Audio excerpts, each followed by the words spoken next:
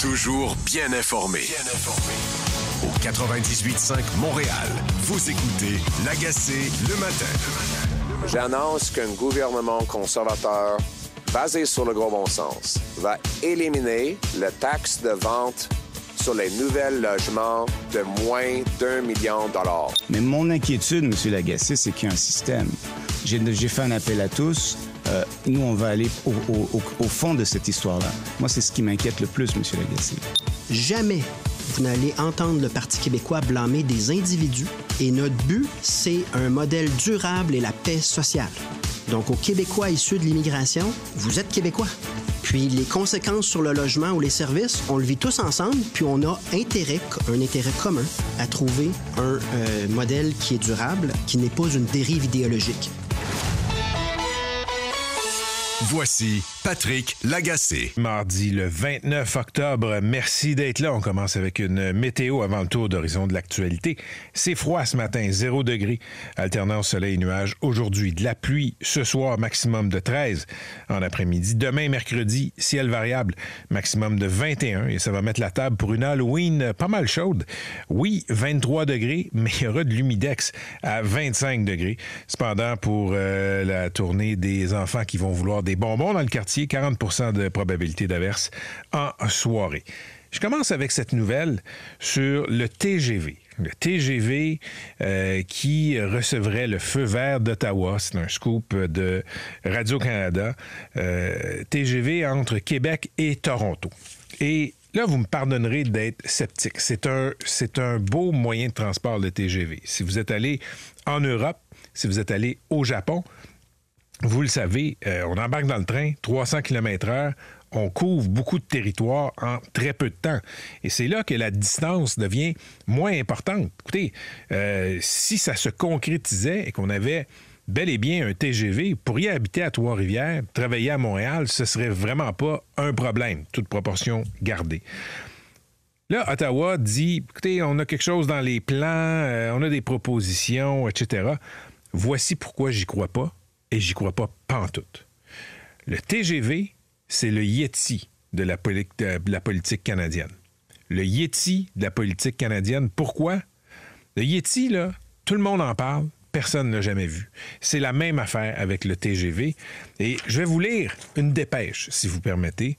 Le projet de construction d'une ligne de train à grande vitesse TGV reliant Québec, Montréal, Ottawa, Toronto, Windsor soulève de plus en plus d'intérêt au Canada où une étude de faisabilité générale est menée par Via Rail.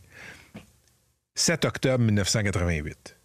Ça fait plus de 30 ans qu'on parle du TGV et là, vous avez un projet qui sort des cartons du gouvernement fédéral, un gouvernement fédéral dirigé par les libéraux, parti qui est en fin de course, 50 milliards de déficit dans le budget fédéral. Les conservateurs s'en viennent, n'ont pas un goût particulier pour les transports en commun.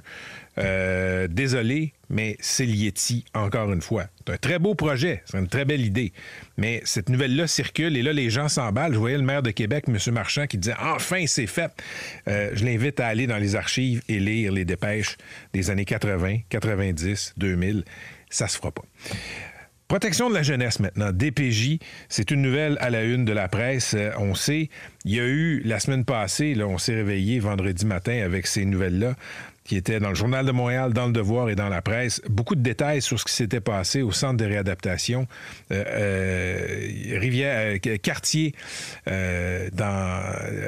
quartier des Prairies. Et ce sont des jeunes criminalisés qui avaient des relations sexuelles avec des éducatrices. Et là, ce qu'on a vu, ça ressemble beaucoup à des agressions sexuelles. Il y a notamment là, des enquêtes policières qui sont en cours parce que ces femmes-là étaient en situation d'autorité envers ces jeunes-là. Et là, le ministre qui a lancé un appel à tous dans le réseau, levez la main si vous avez connaissance de faits semblables. Et la presse nous arrive avec d'autres drapeaux rouges levés à Laval et en Montérégie. Il y a d'autres situations troublantes, semble-t-il, qui ont été signalées au ministère de la Santé et des Services sociaux. Et ce qui est particulier dans ce qu'on lit là, sous la plume de l'équipe d'enquête de la presse, c'est que si on vous demande de quitter dans le réseau parce que vous avez commis des inconduites, parce que vous avez été incompétent, le congédiement est confidentiel. même dans le réseau. Donc, vous pouvez être congédié et ça ne va pas vous suivre. Peut-être que quelqu'un va allumer quelque part, peut-être qu'il y a des canaux informels qui vont faire que on va signaler ailleurs dans le réseau que vous avez été mis dehors dans un CIS, dans un CIUS, mais semble-t-il que, en jugé par l'article de la presse, tout ça est confidentiel. Et à partir du 1er décembre, avec l'employeur unique que sera Santé Québec, là, semble-t-il qu'on va pouvoir, comme ça, savoir qui a fait quoi.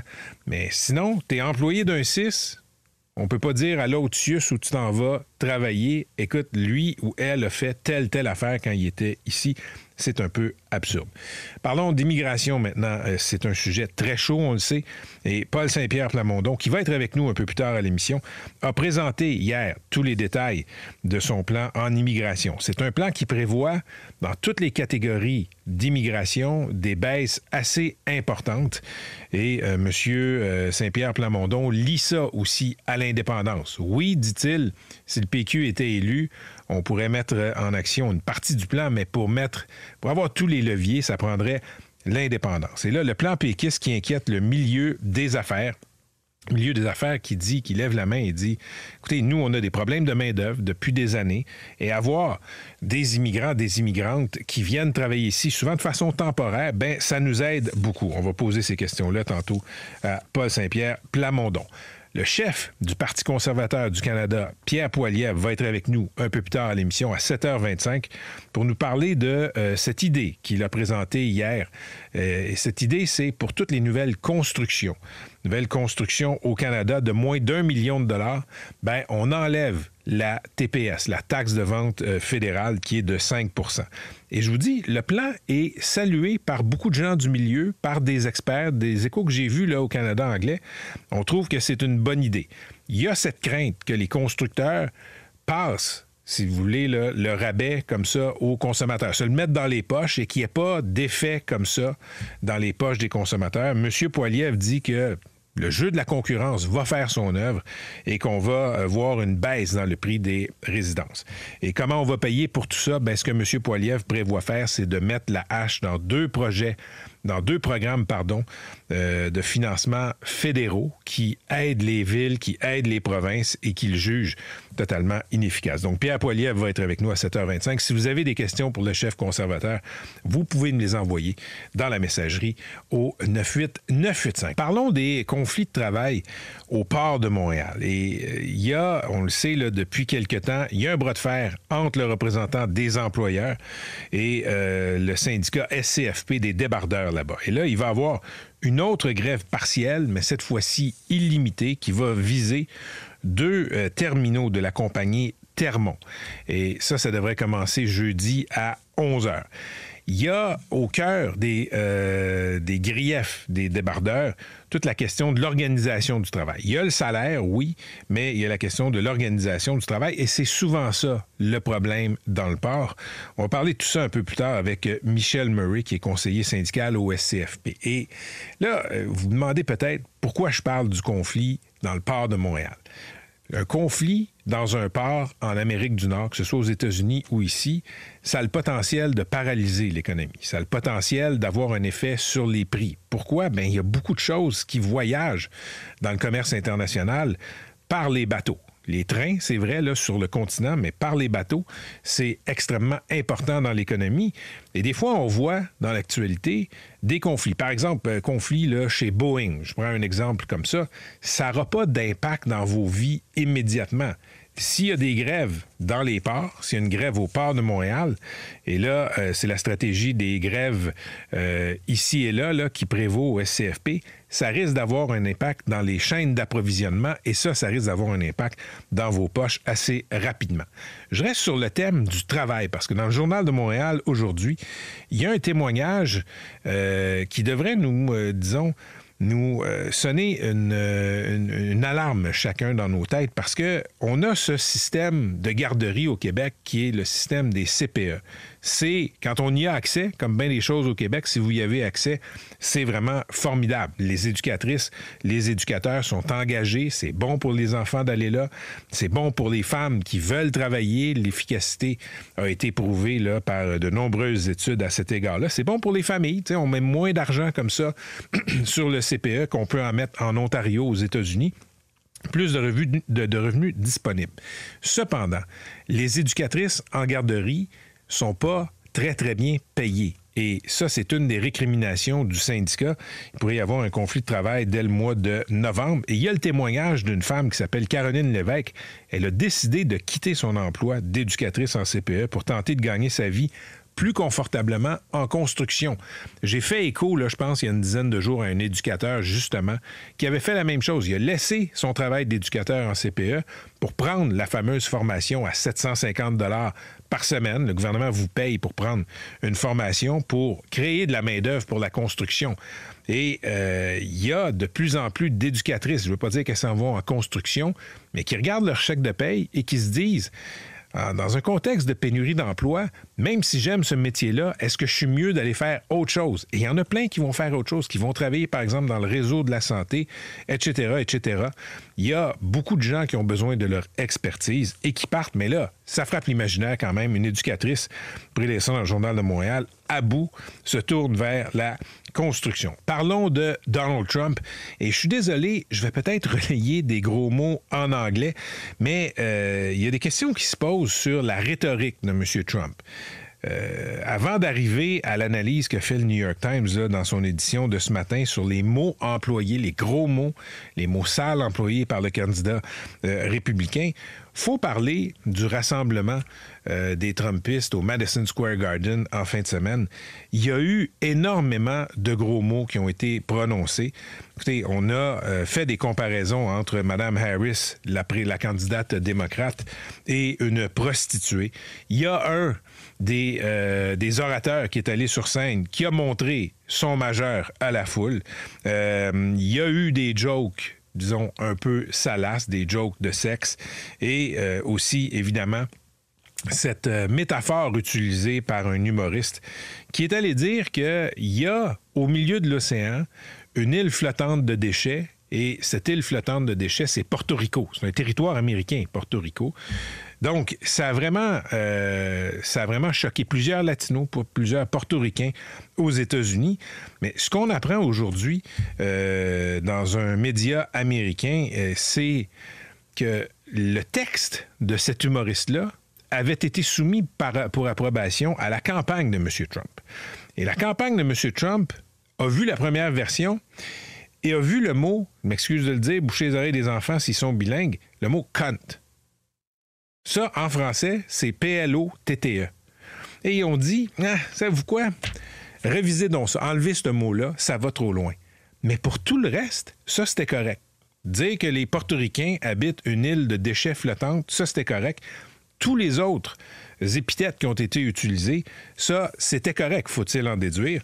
Et le New York Times, je le disais, là, une analyse des discours de M. Trump. On a analysé ses discours dans la campagne de 2016, dans la campagne de 2024, et ce qu'on voit, c'est une utilisation beaucoup plus fréquente de termes qui sont très durs, qui sont de l'ordre de la vulgarité, des insultes, des injures. Il y a une hausse de 69%, semble-t-il, de ces termes-là, si on compare à la campagne de 2016. Et lui, M. Trump, il a expliqué qu'il a reçu une lettre de Franklin Graham. Ça, c'est un leader évangélique, le fils d'un autre célèbre personnage, Billy Graham, aux États-Unis, qui lui reprochait son niveau de langage, qui lui reprochait, d'utiliser des termes souvent très sales, des dirty words, comme on dit aux États-Unis. Et M. Trump a dit, écoutez, je lui ai répondu et j'ai dit, je vais essayer de parler avec des mots qui sont plus polis, mais ça fait des histoires qui sont moins le fun à entendre. Ça, c'est M. Trump dans toute sa splendeur, si vous voulez. Et dans l'analyse qu'on fait dans le New York Times, on rapporte que M. Trump fait une grande entreprise de séduction auprès des hommes, auprès des jeunes hommes, et que d'avoir un niveau de langage semblable, c'est le message codé suivant. Un vrai homme, ça sacre. Puis les vrais hommes votent pour Donald Trump. 6h18, on se rapproche de la fin du tour d'actualité et je veux vous parler de ce qui s'est passé en Colombie-Britannique. Il y a une élection qui a eu lieu, élection provinciale, et je vous en ai parlé à quelques reprises pour une raison bien simple. La Colombie-Britannique était dirigée par le NPD. Et là, le NPD a gagné par la peau des fesses. Vraiment, là, courte victoire. On est encore en train de dépouiller des bulletins de vote parce que dans plusieurs circonscriptions, c'est serré. Est-ce que ce sera un gouvernement majoritaire, minoritaire? Pas très clair ce matin, on va voir la réponse très bientôt. Mais là où c'est intéressant, c'est que le Parti conservateur de Colombie-Britannique, qui était moribond, qui était presque mort, en un an a eu une croissance exponentielle, a failli former le gouvernement. Pourquoi? Pourquoi est-ce que le NPD a perdu la faveur des gens de la Colombie-Britannique? Bien, 3 raisons. Une raison qu'on retrouve un peu partout, c'est-à-dire la crise du pouvoir d'achat, premièrement. Tout ce qui touche au logement, ensuite, ça aussi, on trouve ça partout, et la sécurité publique. La sécurité publique liée à toutes sortes d'incivilités, toutes sortes de gestes criminels causés par des personnes qui ont des problèmes de drogue. On a décidé d'être extrêmement tolérant envers les personnes qui ont des dépendances. On a même poussé Ottawa à décriminaliser l'utilisation de la drogue, de certaines drogues dures. Qu'est-ce qui s'est passé? Bien, les gens qui consomment se sont mis à consommer un peu partout, dans les parcs, dans les abribus, dans les transports en commun. Ça a mené à des incivilités pas possibles, et cette tolérance-là a fait qu'il y a beaucoup de gens qui sont devenus intolérants. Comme je vous dis souvent, trop de tolérance va finir par tuer la tolérance. Donc, les exemples qu'on voit ici de tolérance extrême, de toutes sortes de comportements qui finissent par rebuter les gens dans les quartiers de Montréal, mais pas juste Montréal, ça finit par avoir un impact. Et j'ai lancé le message un peu plus tôt cette semaine aux gens du communautaire. Il y a quelqu'un dans le communautaire qui a émis l'idée, là, c'était dans les journaux hier, un regroupement d'organismes communautaires. On ne devrait même pas consulter avant d'installer une ressource de sans-abri. Ça donne une idée d'une certaine idéologie, d'un certain point de vue. Si vous continuez à enfoncer ces ressources-là dans la gorge des gens, ça risque de se traduire, comme on a vu en Colombie-Britannique, par la montée de partis qui ont des visées, disons, qui ont des vues pas mal plus répressives. Donc, faisons attention à tout ça. C'est mon message au monde communautaire. Et je sais que c'est extrêmement difficile ce que vous faites. Je sais que l'enjeu est complexe. Mais quand vous vous contentez de dire aux gens qui ont des préoccupations par rapport au vivre ensemble, vous n'aimez pas la pauvreté, vous ne voulez pas voir la pauvreté et vous êtes de l'école pas dans ma cour, tout ce que vous faites, c'est créer de l'intolérance. Toujours bien informé. Au 98.5 Montréal. Voici Patrick Lagacé. Parlons de logement, parlons d'accès à la propriété. C'est une grosse préoccupation partout au Canada. Juste pour vous donner une idée de l'ampleur de la crise, là, il y a un récent sondage de la Banque Scotia sur le logement qui montre que le nombre de Québécois qui sont propriétaires au Québec a diminué de 10 points de pourcentage de 2021 à 2024. En 3 ans seulement, on est passé de 59 % à 49 %. Mon prochain invité a des idées sur la crise du logement et comment l'atténuer. Il s'agit de Pierre Poilievre, qui est chef de l'opposition officielle, chef du Parti conservateur du Canada. Monsieur Poilievre, bonjour. Bonjour, merci de l'invitation. C'est la première fois qu'on se parle. Merci d'être là. Écoutez, hier, vous avez annoncé un plan pour soustraire la TPS de 5 % sur les nouveaux logements de moins de 1 million de dollars au Canada. Qu'est-ce qui vous fait penser que ça aiderait à construire plus de logements? Premièrement, quand on élimine les taxes, on stimule l'activité.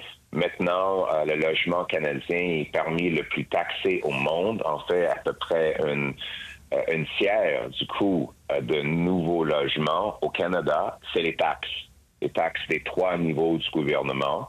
Et à peu près 39 % des taxes sont appliquées par le fédéral. Et ça, c'est juste des taxes directes en passant. Ça n'inclut pas les impôts sur les travailleurs et entreprises en construction, ni les barrières bureaucratiques qui retardent la construction, qui a des coûts aussi. Mais c'est pas quand je parle de 30 % des coûts, c'est juste les taxes directes. Donc, le fédéral impose le TPS Et moi, je veux l'enlever pour chaque maison ou condo de moins d'1 million de dollars. Pour un logement de 700 000 ça va économiser 35 000 pour l'acheteur de logement. Et en plus, ça va réduire leur paiement hypothécaire de 2 000 $ par année. Donc, c'est intéressant et c'est beaucoup d'argent dans les poches des acheteurs de logement. Monsieur Poilievre, comment on s'assure que les promoteurs, les constructeurs vont pas tout simplement garder l'économie pour eux dans leur poche sans la refiler aux acheteurs? La compétition. Est-ce que les constructeurs de logements sont moins avides aux États-Unis? Non, mais les prix sont entre 25 et 45 plus bas. Pourquoi? Parce qu'il y a beaucoup moins de taxes aux États-Unis, beaucoup moins de bureaucratie, donc c'est beaucoup plus facile et moins coûteux d'avoir un permis de construction. Et c'est pour ça que les Américains achètent des maisons à beaucoup plus d'abordabilité. Ici, c'est la même chose. Selon les propres données du gouvernement fédéral, enlever le TPS sur la construction va augmenter le nombre d'unités bâties de 30 000 par an.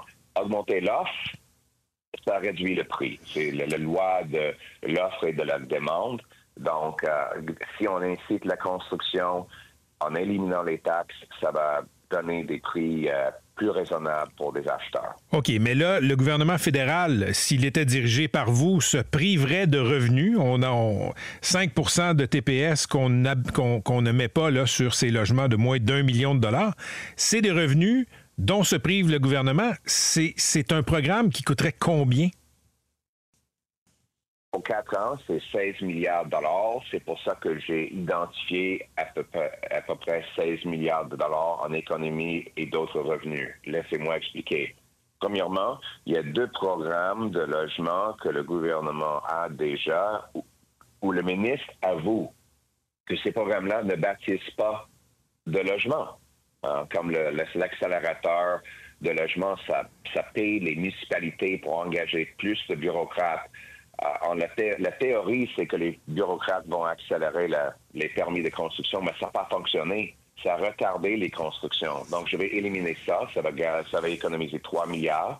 Je vais éliminer le programme de l'infrastructure pour le logement qui n'a pas bâti ni de logement ni de l'infrastructure. C'est un autre 5 milliards. Donc, 8 milliards de dollars de bureaucratie que je vais éliminer. Deuxièmement, en incitant la construction de 30 000 unités de plus, le fédéral va récolter plus d'impôts des travailleurs et des entreprises en construction, 8 milliards de plus. Donc, 8 milliards moins de dépenses, 8 milliards plus de revenus en bâtissant plus de logements. C'est 16 milliards, c'est à peu près le même coût le même montant que le fédéral va être privé à cause de l'élimination de la TPS. OK, je veux vous entendre sur le 1 million de dollars. Monsieur Poilievre, vous le savez, les marchés sont différents au Canada, d'un océan à l'autre. Montréal, c'est pas Toronto. Toronto, c'est pas Vancouver. Puis Montréal, c'est pas Chicoutimi.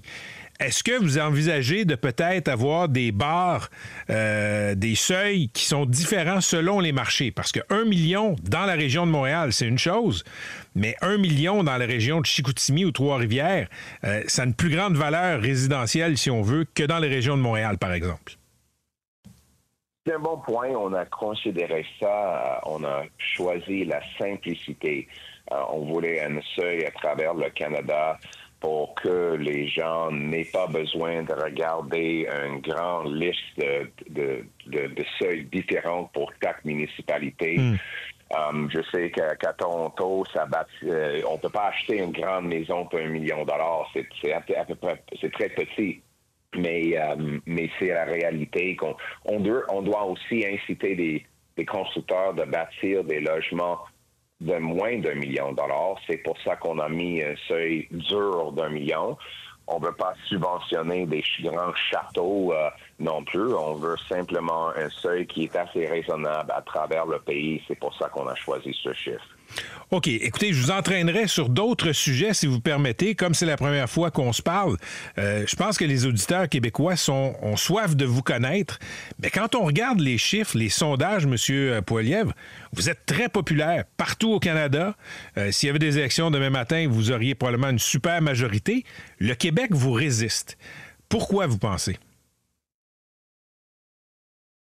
Des fois, peut-être je dois faire un meilleur job à communiquer le message parce que les Québécois sont d'accord avec les idées que je partage. Quand on regarde les sondages, les gens veulent moins de dépenses au niveau fédéral, un budget équilibré, moins de taxes et impôts.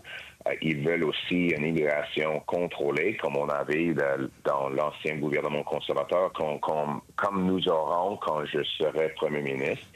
Ils veulent aussi mettre des criminels récidivistes en prison au lieu de les libérer pour commettre davantage de crimes. Donc, sur tous les enjeux individuels, les Québécois sont d'accord avec nous. Donc, c'est à nous à partager notre message. Et c'est ce que je vais faire. Les Québécois ont beaucoup voté pour Justin Trudeau dans les dernières élections. Pourquoi vous pensez? Qu'est-ce que Trudeau fait qui plaît aux Québécois? Je pense qu'il fait rien maintenant qui plaît aux Québécois. Il a eu des belles paroles auparavant, mais maintenant les Québécois voient des résultats qu'à Montréal, par exemple, le coût de loyer a triplé depuis l'arrivée au pouvoir de Justin Trudeau. Donc, je demande aux Montréalais, qu'est-ce que vous gagnez en votant pour Justin Trudeau? Il triple le loyer. Ses politiques ont libéré les criminels dans les rues. Il a doublé la dette nationale et il augmente le coût de la vie. Moi, j'offre le contraire, d'inciter la construction de logements abordables, comme avec l'élimination de la TPS, de couper les taxes et impôts pour que le travail redevienne encore payant, plafonner les dépenses et éliminer la bureaucratie et le gaspillage pour équilibrer le budget. Mettre les criminels en prison pour sécuriser nos rues. Celles sont des priorités que les Québécois partagent. Vous avez cette intention, M. Poilievre, de faire tomber le gouvernement le plus tôt possible pour aller en élection. Aujourd'hui, ce matin, il y a Yves-François Blanchet du Bloc québécois qui va annoncer ses couleurs. Il avait donné un ultimatum au gouvernement de M. Trudeau pour obtenir 2 concessions sur les pensions de vieillesse et des traités internationaux qui touchent l'agriculture. Est-ce que vous avez hâte de converser avec M. Blanchette pour faire tomber le gouvernement? Le porte est ouvert. Je me sens mal un peu pour M. Blanchette parce qu'il n'a rien obtenu pour les Québécois. Il a voté pour garder Justin Trudeau dans 188 votes de confiance. Il a voté pour 500 milliards de dollars de dépenses bureaucratiques et inflationnistes de Trudeau. Pour gagner quoi pour le Québec? Rien, zéro. Le gouvernement le plus centralisateur dans l'histoire du pays. Un gouvernement qui a brisé l'immigration, qui est mauvais pour le Québec. Et Blanchette et le Bloc le gardent au pouvoir sans rien obtenir. Aucune augmentation dans la pension à vieillesse, aucune loi sur la gestion de l'offre. C'est le temps pour le Bloc à commencer à travailler pour les Québécois au lieu de travailler pour Justin Trudeau, et c'est-à-dire de déclencher des élections et donner aux Québécois le choix. Vous venez de me mentionner que Justin Trudeau a brisé le modèle d'immigration et je dois dire, votre analyse est partagée par beaucoup de gens, pas juste au Québec, un peu partout au Canada. Est-ce qu'il y a trop d'immigrants au Canada? Je n'aime pas personnaliser. Ce n'est pas les personnes qui sont le problème. Ma femme est immigrante. Elle est une réfugiée qui est arrivée à Montréal. Sa famille, c'est des gens très travaillants. Je dirais que le système est brisé et les nombres sont beaucoup trop élevés.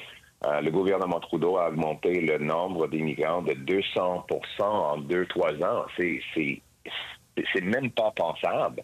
C'est ridicule. Et ce que je suggère, c'est qu'on retourne au nombre qu'on avait avant Justin Trudeau. On avait le même système d'immigration au monde qui invitait des gens en besoin, qui étaient capables d'avoir un emploi, de contribuer à la société. On avait un écran pour empêcher l'entrée des criminels et des terroristes.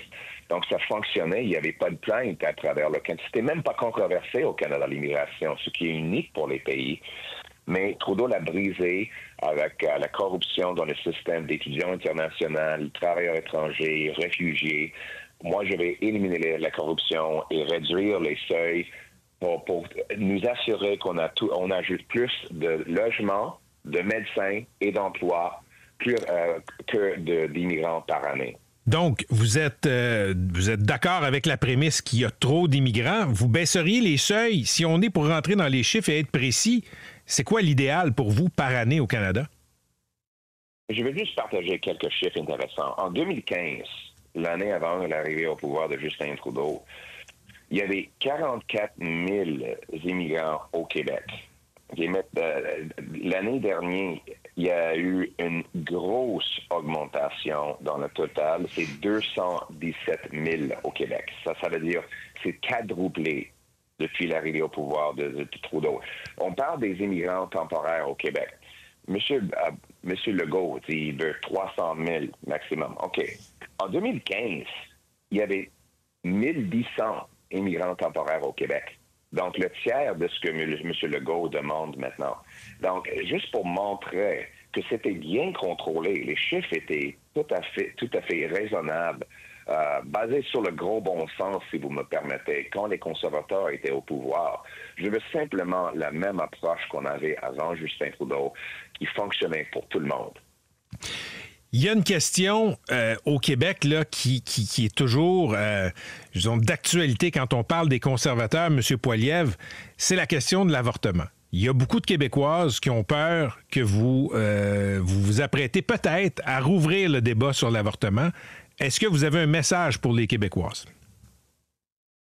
Depuis 20 ans, le Parti conservateur a une politique claire, écrite, adopté par nos membres, qu'on ne va pas changer la loi pour restreindre l'accès à l'avortement. D'aucune façon. Politique, d'aucune façon.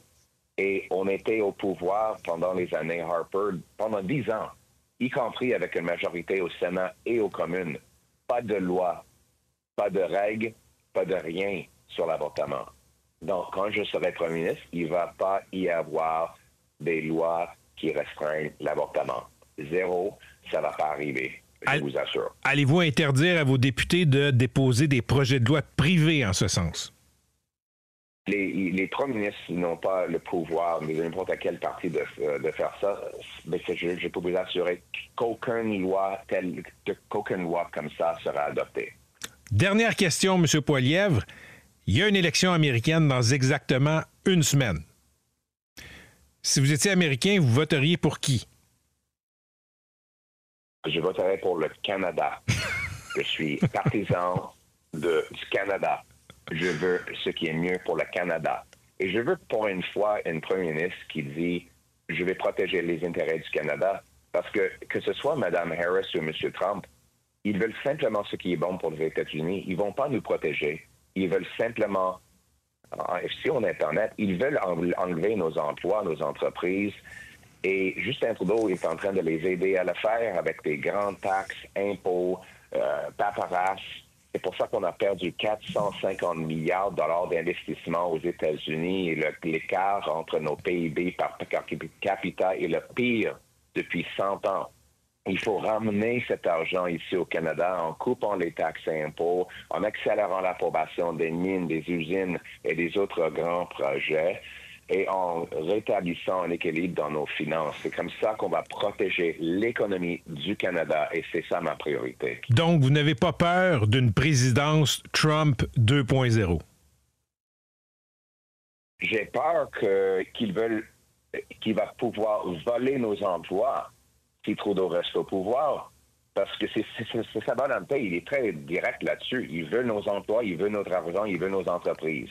Et avec les politiques de l'augmentation dans les gains en capital que Trudeau et le Bloc ont adopté, ça va forcer les entreprises de quitter le Canada et faire leurs prochains investissements en Ohio ou au Michigan ou ailleurs. Je ne veux pas les emplois aux États-Unis, je veux ramener ces emplois ici au Canada. C'est pour ça qu'on a besoin d'une première Pierre Poilievre qui va libérer notre économie avec des réductions de taxes, d'impôts, élimination de la paperasse, accélération des nouveaux projets. C'est comme ça qu'on va protéger le Canada de Trump ou de Harris. Monsieur Poilievre, merci beaucoup. On aura l'occasion de se reparler, je l'espère. Je souhaite une bonne journée. Merci beaucoup. À la prochaine. Pierre Poilievre, chef de l'opposition officielle à Ottawa, chef du Parti conservateur du Canada. Des commentaires francs et directs. Voici Patrick Lagacé. Le document s'intitule « Un Québec libre de ses choix ». Ça porte sur l'environnement. C'est le plan du Parti québécois présenté hier dans tous ses détails pour baisser l'immigration au Québec, tant chez les résidents non permanents que chez les travailleurs temporaires, etc., et aussi dans le domaine des étudiants. Les seuils en immigration trop élevés, même selon Paul Saint-Pierre Plamondon, auraient un impact sur le taux de natalité au Québec. Paul Saint-Pierre Plamondon est avec nous. Bonjour. Bonjour. Ce que vous avez présenté hier, c'est une réponse au fédéral. Oui, c'est une réponse à ce qu'on appelle l'initiative du siècle, cette lubie que le Canada doit passer à 100 millions d'habitants d'ici la fin du siècle et qui s'est mis en marche avec Justin Trudeau à partir de 2015. Et c'est également aussi une remise en question de la CAQ, c'est-à-dire que le cœur du problème vient de politiques fédérales qui nous sont imposées de manière absolument antidémocratique. On a pris un modèle qui fonctionnait au Québec. Notre modèle d'immigration était enviable et fonctionnait très bien. On l'a complètement saboté, mais il y a bel et bien une partie qui appartient à la CAQ également, des catégories d'immigration sous le contrôle du gouvernement du Québec qui ont également explosé. Par exemple, les travailleurs temporaires sous François Legault sont passés de 17 000 à 80 000. François Legault a dit en campagne également qu'il ne fallait pas augmenter les seuils, passer 50 000 parce que ce serait suicidaire. La première chose qu'il a fait, c'est changer les seuils. Donc, on fait un examen catégorie par catégorie de ce qui serait des objectifs qui permettent de résorber la crise du logement, revenir à l'équilibre au niveau des services et également renverser le déclin du français.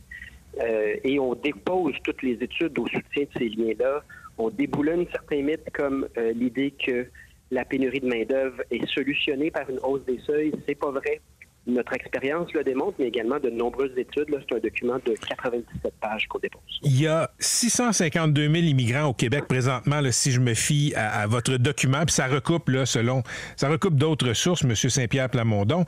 Après 4 ans d'un gouvernement péquiste, il y en aurait combien? Donc, pour les temporaires, on diminuerait d'un peu plus que la moitié. On se retrouverait dans une fourchette de 250 000 à 300 000. Et la nouveauté, c'est que pour les permanents, donc ceux qui deviennent québécois à part entière, qui sont reçus comme citoyens, on passe de 65 000 à 35 000. Et pour ce 35 000 par année reçu, on pige exclusivement dans le bassin d'immigrants temporaires déjà sur le territoire du Québec, qui parlent français et se sont intégrés dans la société québécoise. Donc, plutôt que d'aller chercher à l'extérieur du Québec, on va chercher parmi ce bassin important de travailleurs temporaires ou d'étudiants étrangers. Donc ça, c'est une nouveauté et donc ça crée un moratoire pour un mandat, pour un 4 ans, sur l'immigration à l'extérieur du Québec. Parmi les principales critiques là, qui sont lancées devant votre projet, M. Saint-Pierre Plamondon, il y a beaucoup de gens dans les PME qui disent, écoutez, vous nous coupez l'herbe sous le pied si on ne peut pas recruter des travailleurs à l'étranger. C'est assez généralisé, je dirais, dans le monde des affaires comme point de vue là, depuis que vous avez donné les détails de votre plan. Vous leur répondez quoi? Bien, je ne suis pas surpris de cette réaction-là. Donc, en l'espace de 6 ans à peine, on a créé un nombre illimité, là, un choix illimité de travailleurs temporaires à très bon marché. Donc, qu'est-ce qu'on fait les entreprises? Bien, plutôt que de se demander comment automatiser, robotiser, innover dans leur façon de faire, elles ont fait appel de manière illimitée à cette ressource-là, ce qui fait que le nombre de travailleurs temporaires sur le territoire est passé d'environ 100 000. Le nombre d'immigrants temporaires, un peu plus de 100 000 en 2016, et là, on est rendu à plus de 600 000. Donc, vous voyez la vitesse vertigineuse à laquelle les entreprises se sont mis à faire appel à de l'immigration temporaire. Et économiquement, macroéconomiquement, c'est un frein à l'innovation, à la robotisation et à l'automatisation. Donc, c'est pas une bonne stratégie à long terme. On est conscient que certains secteurs sont très dépendants maintenant qu'ils ont pris cette habitude-là. Donc, il y a des secteurs qu'on protège, on y va graduellement, mais nous devrons, pour des raisons sociales, c'est-à-dire résorber la crise du logement, se pencher également sur notre capacité à livrer des services, on devra prendre toutes les considérations, pas seulement des considérations d'entreprises qui, dans l'espace de quelques années, là, ont changé leur modèle d'affaires pour se fier sur cette main-d'œuvre bon marché. Ça pose des problèmes éthiques, ça pose également des problèmes de prospérité macroéconomique à long terme si on n'innove pas, si on robotise pas. Et là-dessus, on souligne que l'Allemagne, le Japon, la Corée du Sud, qui ont eu des problèmes des enjeux de pénurie de main-d'œuvre, ils ont misé sur la robotisation au point qu'ils ont 5 fois plus de robots par 10 000 travailleurs que nous. Donc, on a accumulé un retard qui est inquiétant et nous, on veut se pencher là-dessus. OK. Il y a aussi l'industrie des services, puis il y a des pans de l'industrie des services, M. Saint-Pierre Plamondon, où on ne peut pas embaucher des robots. Puis je vais vous donner un cas précis, puis je veux vous entendre là-dessus. Je suis tombé sur une nouvelle la semaine passée, ça se passe aux îles de la Madeleine. On a recruté 7 éducatrices tunisiennes pour travailler en CPE là-bas. Ça va permettre, semble-t-il, de créer 40 places et c'est accueilli comme un don du ciel aux îles de la Madeleine. Avec votre plan en immigration, est-ce que ce type de recrutement serait possible? Oui, parce que lorsqu'il s'agit de services importants ou essentiels pour la population, on rentre ces services-là en priorité sur les autres secteurs. Donc, on ne coupe pas à zéro là, l'immigration temporaire. On fait passer de 600 000 à 250 000 jusqu'à 300 000. Il faut le mettre en contexte. En 2016, il y avait seulement 100 quelques mille immigrants temporaires. Donc, c'est pas comme si on coupe tout à zéro. Et il y aura une priorisation en fonction là, des missions importantes. Mais il faut comprendre que si on veut trouver une solution permanente à la pénurie de main-d'œuvre, il va falloir miser sur l'automatisation, augmenter le taux de participation des Québécois au marché du travail et réduire l'immigration parce que les études récentes qui portent sur le Québec suggèrent qu'en fait, des seuils très, très élevés d'immigration pourraient créer davantage de pénurie de main-d'œuvre parce qu'un travailleur immigrant nécessiterait jusqu'à 5 travailleurs pour construire du logement, traiter les demandes, s'adapter comme société. Donc, nous, notre but, c'est de retrouver un modèle durable qu'on avait il n'y a pas si longtemps. Nous rappelons que notre système d'immigration marchait très bien avant ces augmentations subites. On va y aller graduellement. Et c'est pas pour rien non plus qu'on publie notre document 2 ans avant les élections. On le sait qu'on va avoir des universités, des entreprises qui vont nous faire des représentations. On est à l'écoute. Mais nos intentions, nos objectifs sont chiffrés, sont expliqués et sont clairs pour tout le monde. Vous avez fait un commentaire hier qui a fait lever quelques sourcils. Vous avez dit le taux de natalité peut être plus bas à cause de l'immigration. Expliquez ce que vous voulez dire. C'est pas ça que j'ai dit, et ça, c'est très important de vraiment y aller avec exactitude. Là. Donc, premièrement, il n'y a pas de référence au taux de natalité dans le document qu'on dépose. Non, c'est en conférence de presse. En conférence de presse en question, on me pose une question qui est très légitime. Là. On me dit, vous voulez baisser les seuils d'immigration, mais notre taux de natalité est en chute libre. Qu'allez-vous faire pour que la population se maintienne dans le temps? Et j'ai répondu, le Parti québécois n'a pas de politique nataliste, on n'a pas de chèque bébé, là, de bébé chèque, mais c'est démontré que l'absence de logement, le coût de la vie et l'absence de services, par exemple les CPE, peuvent décourager des familles d'avoir un enfant de plus ou d'avoir des enfants tout court. Puis j'ai dit, moi j'en sais quelque chose parce que j'ai vécu, c'est quoi, pas avoir de place en garderie avec un enfant, puis là, donc tu peux pas travailler. Ça donne pas le goût d'en avoir. Puis là-dessus, les études sont nombreuses puis sont, à mon avis, indéniables. L'INRS, l'ISQ, le Centre d'études de niveau de vie d'Ottawa, Sophie Mathieu, il y a plein de chercheurs qui démontrent que s'il n'y a pas de logement, si le coût de la vie est plus élevé que l'augmentation des salaires, s'il n'y a pas de service, on peut difficilement freiner ce recul du taux de natalité. Maintenant, je n'ai pas parlé d'immigration, j'ai parlé de seuil d'immigration astronomique. Donc, il faut vraiment que les seuils créent des crises du logement pour qu'on soit dans ce contexte-là. Et c'est pas une question de blâmer, c'est juste, si on me pose la question, c'est quoi notre stratégie pour le taux de natalité, on va y aller sur le logement, sur les services, sur le fait de rendre les budgets des ménages un peu moins étouffés qu'en ce moment, parce que quand il y a une pression financière, quand on n'a pas l'argent pour avoir un enfant de plus, ben, on décide de ne pas en avoir, tout simplement. En terminant, c'est souvent un débat de chiffres, un débat très froid sur l'immigration, même si le débat peut être passionné, même sur les seuils, là. Vous dites quoi aux gens qui nous écoutent, qui sont issus de l'immigration et qui disent « Hey, je ne suis pas qu'une statistique ». Bien, les Québécois qui sont québécois et issus de l'immigration, ils ont exactement les mêmes intérêts que nous. Ils veulent un modèle durable, ils veulent une paix sociale, puis ils veulent des services puis du logement.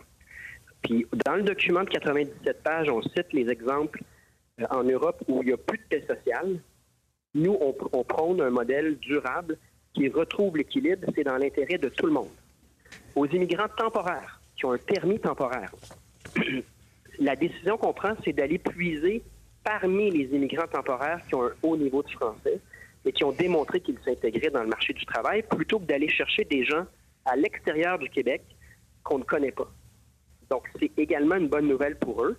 Et maintenant, il faut rappeler qu'un permis temporaire, par définition, c'est temporaire. On ne peut pas garder tous les temporaires sur le territoire. Plusieurs proviennent d'un programme fédéral qui n'est même pas rattaché à des besoins de notre économie. Mais quand même, la décision, c'est de miser sur les personnes qui sont déjà sur le territoire. Et nous, on est à la recherche d'une politique publique qui est raisonnable, plus durable à long terme. Donc, on fait des politiques publiques pour toute la population pour résorber des crises qui sont réelles et sérieuses, comme la crise du logement, celle des services et le recul du français. Merci d'avoir été avec nous, M. Saint-Pierre Plamondon. Bonne journée. À une prochaine. Paul Saint-Pierre Plamondon est le chef du Parti québécois. Des commentaires francs et directs. Voici Patrick Lagacé. Il y a un mandat de grève des débardeurs. Il est appliqué ici et là, des grèves tournantes, comme on dit. Et là, il y a jeudi, 11h, une grève illimitée qui va viser un terminal deux terminaux opérés par la compagnie Termon. Michel Murray est conseiller syndical du syndicat canadien de la fonction publique, le SCFP, représente les débardeurs du port de Montréal. Il est en studio. M. Murray, bonjour. Bonjour, M. Lagacé. Donc, qu'est-ce qui achoppe entre l'Association des transporteurs maritimes et votre syndicat? Bien, faut tout d'abord dire que ça fait 11 ans qu'il n'y a pas eu de négociation de gré à gré entre les deux parties. La dernière fois qu'on a signé une convention collective de gré à gré avec l'association patronale, c'est en 2013. Autrement, ça s'est réglé par des lois spéciales. Ça s'est réglé par une loi spéciale la dernière fois en 2021 par le gouvernement libéral. Et ce qui achoppe, c'est qu'on a un employeur qui, principalement, s'assied sur ses mains à table de négociation et souhaite à nouveau une intervention du gouvernement dans notre dossier plutôt que de négocier de gré à gré. Si on vise la compagnie Termon principalement, c'est que la compagnie Termon utilise un horaire qui, dans les 30 dernières années, n'avait jamais été utilisé à cette hauteur-là. On a fait une grève partielle de 3 jours pour envoyer un message à l'association patronale. Le message n'a pas porté fruit puisque la compagnie Termon, loin de changer ses pratiques, a même provoqué les débardeurs sur le terrain en disant « Préparez-vous, vous allez avoir cet horaire-là jusqu'à la fin de votre carrière. » Alors, il y a toujours possibilité que cette grève-là soit levée, un peu sur le modèle américain, si nous avons une entente partielle sur les horaires de travail. Et l'horaire de travail chez Termon, qu'est-ce qui vous pose problème avec ça? Alors, c'est un horaire de travail qui influence grandement la qualité de vie de nos débardeurs, la conciliation travail-vie personnelle. C'est un horaire, normalement, les compagnies maritimes, nous, les débardeurs, on travaille 24 heures sur 24, 7 jours sur 7, 19 jours sur 21. C'est un horaire, l'horaire, quand elle est en continu, ça permet à nos débardeurs d'avoir un nombre d'heures travaillées sur les terminus à conteneurs moindre et les pièces de machinerie travaillent de façon continue, sans arrêt. Alors, le travail qui est fait par la compagnie Termon consiste à donner plus d'heures de travail à nos gens sur le conteneur. Et c'est pas facile de travailler sur des grosses pièces de machinerie avec des tonnes de conteneurs à manutentionner. Et ça affecte principalement la qualité de vie la qualité de vie de nos gens. Mais là, juste pour être clair, M. Murray, 19 jours sur 21 que les gars, là, principalement des gars, travaillent 24 heures sur 24. Et des filles aussi. On est disponible 24 heures sur 24. Disponible 24 heures sur 24. Alors, nous, sur appel. Sur appel. Alors, à chaque soir, la veille de la journée, donc par exemple, aujourd'hui, pour savoir notre assignation de demain, les débardeurs doivent appeler entre 18h et 24h pour savoir à quelle heure ils vont travailler le lendemain. Alors, on ne sait pas, sauf une semaine sur 2, on ne sait pas, une semaine sur 3, c'est-à-dire on ne sait pas à quel chiffre on va travailler. Donc, la conciliation travail-vie personnelle, on peut la mettre de côté. Mais votre litige, là, il n'est pas juste avec Termont. Il est avec l'association au complet, avec l'employeur. Votre interlocuteur, c'est l'association qui représente les entreprises maritimes. Exactement. C'est-tu juste les horaires, le problème, ou il y a du salaire aussi? Ben, le salaire, je pense que ça va être assez simple à régler. Les débardeurs d'Halifax et les débardeurs de Vancouver ont réglé à hauteur de 20 sur 4 ans. Alors, ça ne devrait pas être difficile à régler pour les salaires. L'association patronale, nous, on n'est pas des employés de l'État. Tu sais, la population, des fois, dit « Ah, les débardeurs, c'est mes poches qui le payent. » Non, c'est les compagnies maritimes multimilliardaires qui payent nos salaires. On est dans le bas de l'échelle du transport des conteneurs quand ils arrivent à Montréal. Comparé à qui? Quand vous dites on est dans le bas de l'échelle, comparé à qui? Ce que je veux dire, dans le bas de l'échelle de la chaîne d'approvisionnement. Alors, les compagnies maritimes, des lignes maritimes, c'est des multinationales, multimilliardaires, que lorsque il y avait la COVID, pendant la pandémie, ils ont augmenté leur prix de 6 à 7 fois et la Chambre de commerce, M. Blackburn, ou bien la Chambre de commerce, M. Leblanc, s'est pas indigné qu'il y avait une atteinte au prix pour la population. Combien ça gagne un débardeur quand ça travaille à temps plein? Quand ça travaille à temps plein, je vous dirais entre 130 et 150 000 $. Là, les gens qui nous écoutent vont dire c'est super bien payé, pourquoi ils se plaignent? On se plaint pas. Vous avez un mandat de grève. On se plaint pas. Tu sais, les joueurs de hockey sont bien payés. Alors, il arrive qu'un coach perd sa chambre. Alors, je vais vous faire une analogie avec le hockey. L'association patronale a perdu sa chambre. C'est qui sa chambre? C'est vous autres? C'est les débardeurs, nécessairement. Oui, mais juste une seconde, M. Murray, là. C'est pas cette association-là qui a perdu sa chambre, là. Ça a toujours été difficile, les relations, là.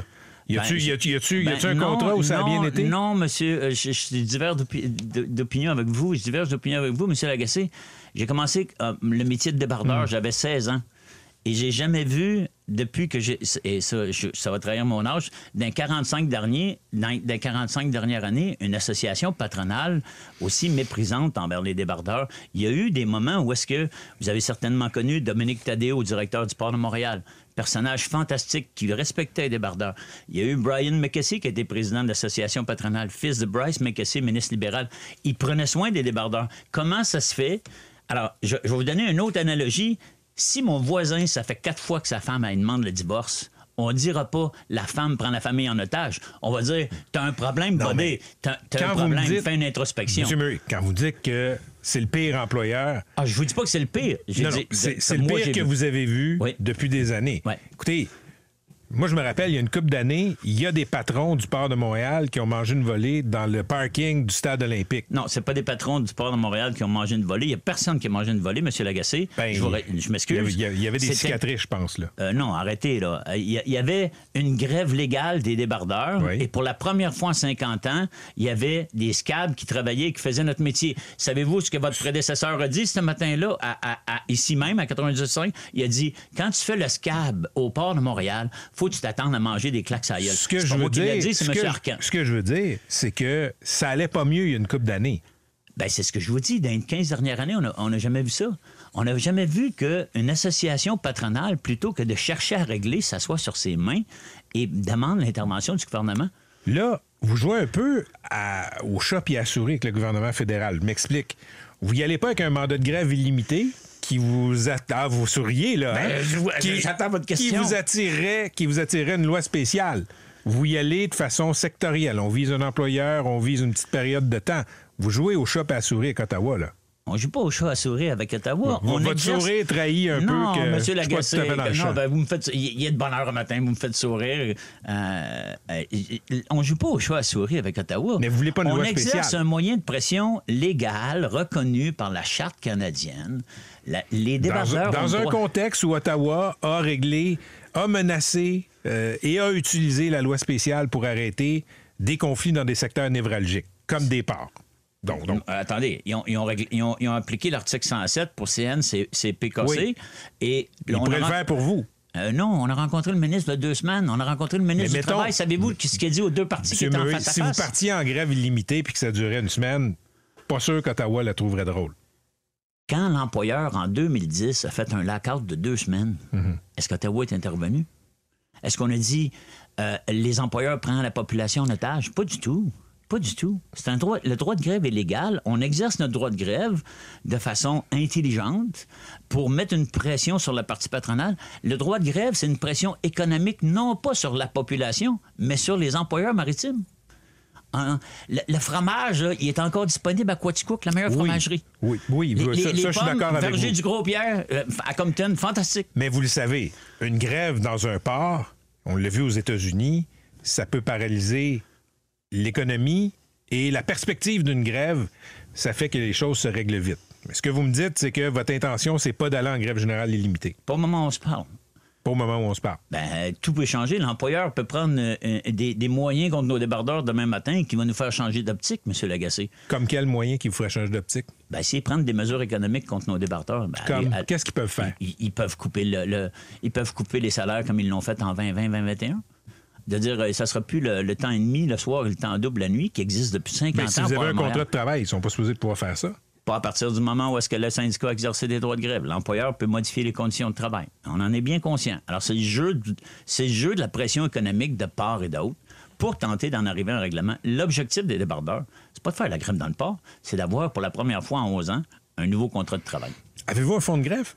Oui, les débardeurs se sont votés dimanche un fonds de solidarité où est-ce que les débardeurs qui ne sont pas en grève vont se cotiser pour payer les débardeurs qui vont exercer la grève. Alors, à hauteur de, je vais vous dire, vous allez dire c'est épouvantable, mais à hauteur de 800 $ clair par semaine, les débardeurs vont avoir 800 $, les débardeurs qui font la grève. Donc, ceux qui sont en grève, 800 clairs dans leur poche. 800 clairs dans leur poche, payés par ceux qui travaillent pendant tous les autres débardeurs, 66 % des débardeurs qui vont travailler vont se cotiser pour payer ceux qui font la grève. Et je me répète, cette grève-là est évitable. Si on a une entente partielle, ces horaires de travail d'ici à jeudi, il n'y a plus de grève. Monsieur Murray, merci de votre visite. Bonne journée. Ça me fait plaisir, M. Lagacé. Salut, à la prochaine. C'était Michel Murray, conseiller syndical du Syndicat canadien de la fonction publique, le SCFP. Il représente les débardeurs au port de Montréal. Des commentaires francs et directs. Voici Patrick Lagacé. Un jeune joueur de hockey de la Mauricie de 13 ans qui a été hospitalisé après une double mise en échec lors d'un match qui a pas mal brassé en fin de semaine. Marie-Ève Proulx-Roy est une mère inquiète et elle est au bout du fil. Bonjour, madame. Bon matin. Mais d'abord, racontez-nous, on va parler de votre publication, mais racontez-nous ce qui est arrivé à Malik sur la glace. Ben c'était un match où c'est ça, on a vu beaucoup d'infractions illégales durant le match. La tension était très forte. Puis à 50 secondes de la fin, mon fils s'est fait happer. Là, il était à côté du but adverse, puis il s'est fait happer par 2 joueurs. Il est tombé sur la glace. Ça a pris plusieurs secondes, de très longues secondes avant que les arbitres cessent le jeu. Puis mon fils ne bougeait plus. Là, il est resté sur la glace étendu pendant plusieurs minutes. Et là, vous deviez... il y a toutes sortes de scénarios qui devaient vous passer par la tête, là. Ben oui, parce que, tu sais, on est quand même habitué, tu sais, ça joue quand même rough au hockey. On est habitué que les joueurs, des fois, tombent. Mais, tu sais, Malik, il se relevait toujours, là. Mais là, de le voir étendu, qu'il bouge pas, je me dis, OK, c'est grave. Tu sais, mon fils, il a mangé le coup physique, là, mais moi, j'ai mangé le coup émotionnel de le voir comme ça étendu, là. Et c'est la peur, je pense, de tous les parents. Ben, je vous comprends très bien, là. Puis les parents qui ont des jeunes qui font des sports de contact, là, vous comprennent aussi. Là, Madame Proulx-Roy, vous avez fait une publication et vous avez interpellé le monde du hockey en général. Oui. Ben moi, j'ai fait cette publication-là. Écoute, en sortant de l'hôpital durant la nuit, j'ai pas beaucoup dormi. J'étais encore très chargée à bloc. Puis je me disais... Je trouvais que la situation avait pas de sens, surtout quand on est arrivé à l'hôpital puis que l'infirmière au triage nous a dit encore un joueur de hockey. Je me suis dit, ça n'a pas de sens ce qui vient de se passer. Fait que oui, je me suis dit, il faut qu'il y ait des choses qui changent. Fait que je l'ai fait pour me libérer le cœur sur le moment, mais là, je me rends bien compte que c'est bien au-delà de mon histoire, avec tous les témoignages qui ont été écrits sur ma publication. Je me dis, j'aimerais vraiment que Hockey Mauricie puis Hockey Québec les lisent, là. Votre souhait pour la suite des choses, vous n'êtes pas la première mère, le premier père à dénoncer que des fois, ça brasse de façon, disons, inacceptable sur la glace. Votre souhait, c'est quoi? Qu'est-ce qui devrait changer? Bien, je veux pas lancer la pierre à à une cible en particulier. C'est pas ça. Je pense vraiment que chacun a un rôle à jouer, que ce soit les parents, que ce soit les coachs qui ne cautionnent pas les gestes qu'ils voient sur la glace, qui fassent bencher leurs joueurs quand ils voient que ça dérape ou qu'ils sont trop pris par le jeu. Puis il y a une responsabilité au niveau des arbitres aussi. Cette game-là, il n'y a pas eu beaucoup de pénalités, ce qui a fait que les joueurs sentaient que un peu tous les coups étaient permis, là. Mais surtout, je pense qu'il faut qu'il y ait une structure qui soit mise en place au niveau de Hockey Mauricie. C'est souvent les mêmes équipes qui ont une culture de jeu plus agressive. C'est souvent les mêmes joueurs. Je pense qu'il y aurait des rencontres à faire. Je pense qu'il y aurait des interventions pour éviter qu'il y ait d'autres situations comme ça qui se produisent. Fait que moi, je pense qu'on a vraiment un rôle à jouer collectivement, là. Dernière question. Est-ce que Malik a encore envie de jouer? Malik a encore envie de jouer. Moi, je ne sais pas si j'ai encore envie qu'il joue. C'est sûr que j'adore le hockey, ça y a tellement apporté du beau. Par contre, je veux pas que ça nuise à sa santé puis à sa sécurité, mais oui, il a encore le goût de jouer. Merci pour le témoignage. Je pense que ça va résonner chez beaucoup de parents et peut-être même des joueurs. Merci. Je vous souhaite une bonne journée, Mme Prouroy. Merci. À la prochaine. C'était la mère de Malik, Marie-Ève Prouroy, qui a lancé un cri du cœur pour que le hockey se discipline, qu'on pense aussi que sous les castes, sous les grilles, il y a des cerveaux, il y a des humains qui veulent aussi aller continuer à vaquer avec leur vie le lendemain. Tu veux pas subir une commotion cérébrale, tu veux pas te fracturer un fémur.